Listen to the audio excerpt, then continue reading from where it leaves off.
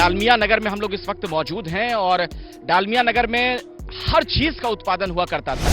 सभी लोग जीवन सरकारी नौकरी में हम लोग को लगा, लेकिन छोड़कर चले आए जितना सुविधा थी यहाँ पर। 2000 से ऊपर कंपनी की ओर से क्वार्टर अलॉटमेंट था अपने श्रमिकों के लिए, जिसमें बिजली फ्री और पानी 24 घंटा दिया जाता था।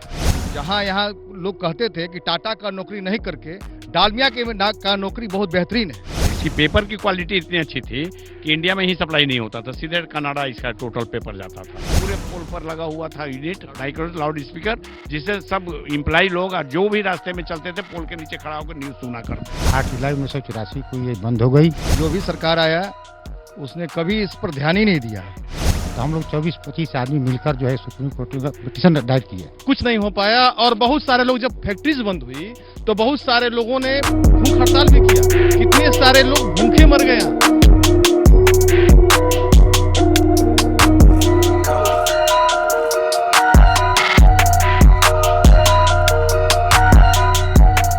ये जो चिमनी इस वक्त आप देख रहे हैं, कभी यहां धुआं उठा करता था। आज यहां पर खंडहर है, वीराना है, हर तरफ आप देख रहे हैं कि कुछ भी सही नजर नहीं आ रहा है। कभी यहां रौनक हुआ करती थी। रामकृष्ण डालमिया बहुत बड़े उद्योगपति हुए जिन्होंने इसकी शुरुआत की थी 1940 के आसपास में, यानी कि आजादी, देश के आजाद होने से पहले यहां पर उद्योग की स्थापना हुई थी।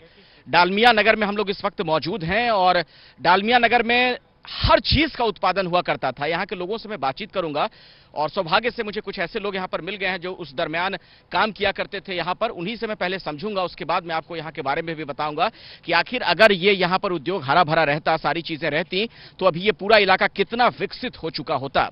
मेरे साथ एक सज्जन हैं, आप बुजुर्ग हैं, किसी जमाने में आप यहाँ पर काम किया करते थे। सर, आपका नाम पहले बताइए। गया प्रसाद शर्मा। गया जी, आप यही फैक्ट्री में काम करते थे? यही काम। किस फैक्ट्री में? सीमेंट पर्सोनल विभाग में। क्या क्या बनता था उस दौर में यहाँ पर डालमिया नगर में, इस फैक्ट्री में? सीमेंट, एस्बेस्टस, स्टील और पेपर फैक्ट्री, केमिकल फैक्ट्री भी था। हाँ, फिर वनस्पति फैक्ट्री, चीनी फैक्ट्री भी थी, जो 62 में ही बंद हो चुका था। ये 62 में ही बंद हो चुका था। और बाकी इंडस्ट्री 8/7/1984 को बंद हुआ। 884। मैं उस पे आता हूँ सर। देखिए कितनी समृद्धि होगी यहाँ पर, इसका अंदाजा इस बात से आप लगाइए कि यहाँ पर एक छोटा हेलीपैड भी हुआ करता था। ना सिर्फ देश के लोग बल्कि विदेशों के लोग भी बड़ी संख्या में यहाँ पर होते थे उस दौर में। सर, आप भी काम करते थे। आपका पहले तो मुझे नाम बताइए और यहाँ किस, आज तो वीराना है, सन्नाटा है, कुछ भी नहीं है, सब कुछ उजाड़ है। तब कैसा माहौल था यहाँ पर? बहुत माहौल था। रोड पर पानी छिड़काता था दोनों टाइम। सुंदर 10 के लिए 10 नहीं उड़े। इसके बाद में गुलाब बाग था यहाँ पर, गुलाब बाग था। इसके बाद में यहाँ का पूरा जो है सिस्टम जो था साफ सुथरा था। सभी लोग जीवन सरकारी नौकरी में हम लोग को लगा, लेकिन छोड़कर चले आए जितना सुविधा थी यहाँ पर उस समय। लेकिन मतलब पूरी टाउनशिप थी, हजारों लोग रहते होंगे, अस्पताल, स्कूल। 10,000 आदमी यहाँ पॉपुलेशन में थे। बाकी आदमी जो लोकल के थे अपना घर चले जाते थे। 20,000 आदमी प्लाट थे। 2000 से ऊपर कंपनी की ओर से क्वार्टर अलॉटमेंट था अपने श्रमिकों के लिए, जिसमें बिजली फ्री और पानी 24 घंटा दिया जाता था। और नाली की इतनी बढ़िया व्यवस्था थी कि उसका नकल आज लोग नहीं कर पाते हैं। ये आप किस दौर की बात कर रहे हैं? मेरे ख्याल से 50s 60s की बात कर। फैक्ट्री बंद होने के पहले, सन 1984 के पहले, 94 के पहले, 94 पहले सब समस्या थी। 94 में 8 जुलाई 1984 को ये बंद हो गई। इंडस्ट्री लिक्विडेट हो गया। लिक्विडेशन के बाद में सारा कोई न नेता यहाँ पर आया न कोई नियन आया। तो हम लोग 24-25 आदमी मिलकर जो है सुप्रीम कोर्ट में पिटीशन दायर किए। उसमें सुप्रीम कोर्ट के जज थे मिस्टर RS पाठक। हम लोग के पिटीशन को, एप्लीकेशन को उन्होंने रीट में कन्वर्ट कर दिया 2252 1985, उसका रीट नंबर है। उसमें हम लोग करीब 10 साल तक सुप्रीम कोर्ट लड़ते रहे और लास्ट में जो है उन्होंने किमस्कुरी बहाल किया RK गर्ग को और एक SK वर्मा को और वेकेंट और रेकर्ड। वो लोग उन्होंने के नेतृत्व में जब रंगनाथ रिटायर कर RS पाठक, तो रंगनाथ मिश्रा है, रघुनाथ मिश्रा ने ही इसको कोशिश किया चालू करने के लिए। दरअसल सरकारों की उदासीनता हर वक्त यहाँ पर नजर आई है, वरना अगर ये उद्योग धंधे जिस तरीके से पहले काम यहाँ पर हो रहा था होता रहता तो आप अंदाजा लगाइए इस पूरे इलाके में कितने लोगों को रोजगार मिल रहा होता और पूरी दुनिया के मानचित्र पर इस इलाके का नाम आज भी होता। सरकारें क्या कर सकती थी पुनर्जीवित करने के लिए उन उद्योगों को जो उन्होंने नहीं किया? आपका क्या मानना है? ये सरकार चाहती तो इसको शुरू कर सकते थे लोग, लेकिन पता नहीं जो भी सरकार आया उसने कभी इस पर ध्यान ही नहीं दिया और कभी इसने सोचा ही नहीं कि ये फैक्ट्री चले। अगर ये फैक्ट्री चलती तो यहाँ पर रौनक पूरा चहल पहल हो जाता, पूरा डेहरी डालमिया नगर शहर। यहाँ तक कि यहाँ से 40-50 किलोमीटर इससे इफेक्टेड लोग रहते थे, इसमें काम करने वाले लोग। और ये जहाँ यहाँ लोग कहते थे कि टाटा का नौकरी नहीं करके डालमिया का नौकरी बहुत बेहतरीन है। बताइए, सोचिए क्या वो उस वक्त स्थिति रही होगी। बिल्कुल सही। सबसे बड़ी बात है कि बहुत कम लोगों को पता है कि हिंदुस्तान का सबसे बड़ा पुरस्कार विद्यापीठ पुरस्कार इसी कंपनी की दिन है, जो विद्यापति पुरस्कार दी जाती है। साहित्य के क्षेत्र में भी इसका कोई जवाब नहीं था। और एशिया महादेश का सबसे बड़ा कॉम्प्लेक्स, जहाँ के बाई प्रोडक्ट मार्केट में नहीं मिला करते थे, जैसे वेजिटेबल हनुमान जो डलडा बनता था, उसका बाई प्रोडक्ट हमारे यहाँ अशोका डालडा जो इन्होंने जिक्र किया ना, दर्शकों को याद करना चाहिए, वो दौर था, अब तो आप इस्तेमाल नहीं करते हैं, यहीं पे वो बना करता था। जी, हनुमान छाप डालडा। और इसकी प्लांट जयपुर में भी थी, रोहतास इंडस्ट्रीज के नाम पे। इसकी जो वाचनालय थी, विश्व स्तर का वाचनालय था, जहां ज्ञानपीठ के द्वारा पुस्तकों का प्रकाशन भी होता था। और क्या यहाँ पर बना करता था? एक कैंपस में, एशिया महादेश का सबसे बड़ा एक कैंपस में कि 7 प्रोडक्टें होती थी, वनस्पति, डलडा वनस्पति से लेकर सीमेंट और पेपर। इसकी पेपर की क्वालिटी इतनी अच्छी थी कि इंडिया में ही सप्लाई नहीं होता था, सीधे कनाडा इसका टोटल पेपर जाता था, इंडिया में ही नहीं आता में इसकी सप्लाई होती थी। पेपर की क्वालिटी, स्टील की क्वालिटी, कोई चीज इसका वेस्टेज नहीं जाता था, रद्दी किसी चीज नहीं, जितना भी रद्दी होता था उसको इस्तेमाल में लाता था। और पेपर, ये सामने पेपर फैक्ट्री गेट है। हाँ, यहाँ कभी लोगों की भीड़ रहा करती होगी, यहाँ पर काम होता होगा, लोग सैलरी लेने आते होंगे। सैलरी काउंटर यही था, यही सैलरी मिला करता था, यही पेपर फैक्ट्री है।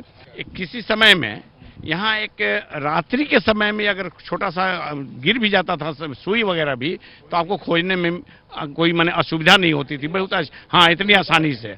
और एक चीज और मैं विशेषता बता दूं कि 7:30 का न्यूज और 8:45 का न्यूज रोहतास क्लब से रिले किया जाता था, और पूरे पोल पर लगा हुआ था यूनिट माइक्रो लाउड स्पीकर, जिससे सब इम्प्लाई लोग जो भी रास्ते में चलते थे पोल के नीचे खड़ा होकर न्यूज सुना करते थे। सर, ये भी मतलब हुआ ना कि यहाँ पे जो सामान लगा हुआ होगा, जो कल कारखाने होंगे, करोड़ों रुपए का इन्वेस्टमेंट रहा होगा, वो सब बर्बाद हो गया। सारी चीजें बर्बाद हो गई, यहाँ पर कुछ नहीं हो पाया। और बहुत सारे लोग, जब फैक्ट्रीज बंद हुई तो बहुत सारे लोगों ने भूख हड़ताल भी किया, कितने सारे लोग भूखे मर गए।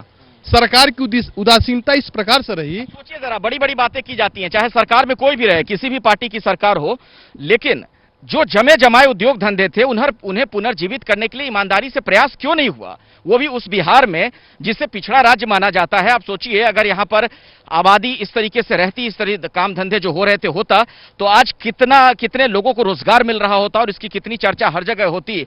आज सरकार आई सर, बीपी सिंह की सरकार आई तो उन्होंने तो उद्योग चालू करने की कोशिश की और उन्होंने चलाया भी, पैसा भी दिया केंद्र सरकार से। लेकिन बिहार सरकार इतनी उदासीनता दिखाई और उस पैसे की बंदरबाट कर दी गई, जो कि पुनः साल भर चलने के बाद बंद हो गई। मतलब राज्य सरकार ईमानदारी से इसको पुनर्जीवित नहीं करना चाह रही थी।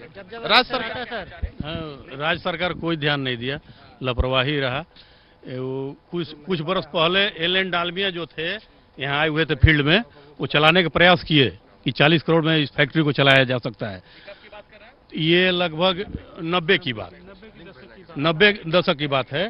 तो उसके बाद ये फील्ड में फिर उन्होंने मीटिंग किया कि इस दुर्भाग्य है इस फैक्ट्री का कि बिहार के मुख्यमंत्री के कारण मैं यहाँ से जा रहा हूँ। पूछा गया क्यों, तो बोले कि 40 करोड़ में 10 करोड़ रुपया मुख्यमंत्री बिहार के लालू यादव मांग कर दिए, इसीलिए वो यहाँ से लौट गए। वो आरोप लगाया गया था। दरअसल यहाँ से जो उद्योग धंधे खत्म हुए, उसके पीछे एक बड़ी वजह यह भी रही, कहा गया कि लॉ एंड ऑर्डर खराब होने की वजह से यहाँ पर किडनैपिंग के धंधे शुरू हो गए थे, वसूली का काम शुरू हो गया था। तो बाहर से जो लोग यहाँ काम करने के लिए आते थे, धीरे धीरे वो पलायन भी करने लगे। वनस्पति घी, हनुमान छाप डालडा यहाँ का जो बनता था, इतना जायकेदार था और दानेदार हुआ करता था कि रसोई इस घर में बनती थी और महकता था उतना दूर। अब वो आइटम बाजार में मिलता ही नहीं है।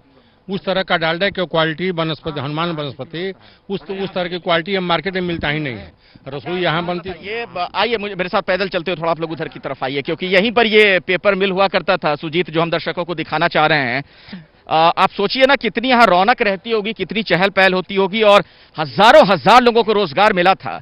उद्योग धंधे बसाने की बात होती है, लेकिन बसे बसाए उद्योग धंधे जो खत्म हो गए, उसे पुनर्जीवित करने के लिए किसी ने ईमानदारी से प्रयास नहीं किया। सर, और ये 3 शिफ्ट में यहाँ सब काम चला था, जनरल, और 3 शिफ्टों में यहाँ वर्कर काम किया करते थे। बोलिएगा सर, मैं एक चीज जोड़ दूं, आज यहाँ पर सिर्फ झाड़ियां नजर आ रही हैं और देखिए आसपास क्या हाल है, खंडर है पूरी तरीके। 6 से 2, 2 से 10, 10 से 5 सुबह में 6 बजे तक 3 शिफ्ट प्लस एक जनरल शिफ्ट, 4 शिफ्ट है। मुझे ये बताइए, अब क्या सरकार चाहे तब भी कुछ नहीं हो सकता? रेल मंत्रालय अगर चाहे तो रेल कारखाना बिठाने के प्रस्ताव आई है, आश्वासन बहुतों मिला है, लेकिन रेल भी उदासीनता दिखा रही है। हम चाहेंगे थोड़ा सा अपने बड़े भाई बाला सिंह जी से, कि मैं रेल के संदर्भ में थोड़ा आप बताएंगे, समझे ना। लेकिन अब उद्योग धंधे चाह के भी शुरू नहीं करती, सब कुछ बर्बाद हो चुका है। जब ने रेल ने इसे खरीद लिया लालू जी के ज़माने में, लालू जी की आलोचना तो बेहतर ठीक है, लेकिन उन्होंने जो अच्छा काम किया कि उस समय 2 कदम आगे बढ़ करके इस रोहतास इंडस्ट्री को उन्होंने खरीदा और उन्होंने यहाँ रेलवे की प्लांट वगैरह लगाने की व्यवस्था की, कॉपलर इत्यादि। और जब नई सरकार हमारी आई, ये सरकार भी केवल आश्वासन का घूंट देती रही। यहाँ जब भी चुनाव होता है हमारे मंत्री आते हैं और कहते हैं कि अब तो बिल्कुल ये शिलान्यास होने वाला है, और ऐसे करते करते विगत 3 दशक बीत गए और हम लोग जो पैदा हुए थे आज बूढ़े हो गए। एक बुजुर्ग हैं, आप इनका दर्द समझने की कोशिश कीजिए। दशकों गुजर गए, कुछ नहीं हो पाया और अब तो बहुत देर हो चुकी है। आप देख रहे हैं, चाह के भी यहाँ पर कुछ किया नहीं जा सकता है, लेकिन सरकारों को ये बात समझनी पड़ेगी कि आप बड़ी बड़ी बातें करते हैं, शिलान्यास की बात करते हैं, लेकिन जो उद्योग बने बनाए थे उसे पुनर्जीवित करने के लिए कोशिश क्यों नहीं की गई? फिलहाल आपसे किसी और इलाके से मुलाकात होगी किसी और मुद्दे के साथ। मुझे इजाजत दीजिए। कैमरामैन सुजीत के साथ मैं अखिलेश आनंद, एबीपी न्यूज, डालमिया नगर। ये बिहार का हाल बा, सब्सिडी, पानी, बिजली, रोजगार है ही नहीं। सरकार की तरफ से सब चौपट, किसान के हित में यहाँ समस्या बहुत है, पैसा नहीं है, विकास होता नहीं, महिला शिक्षा और सुरक्षा, पोलियोग्रस्त हो चुका है, और भी बहुत चीजें हैं। गजबे हाल बा, ये बिहार का हाल बा।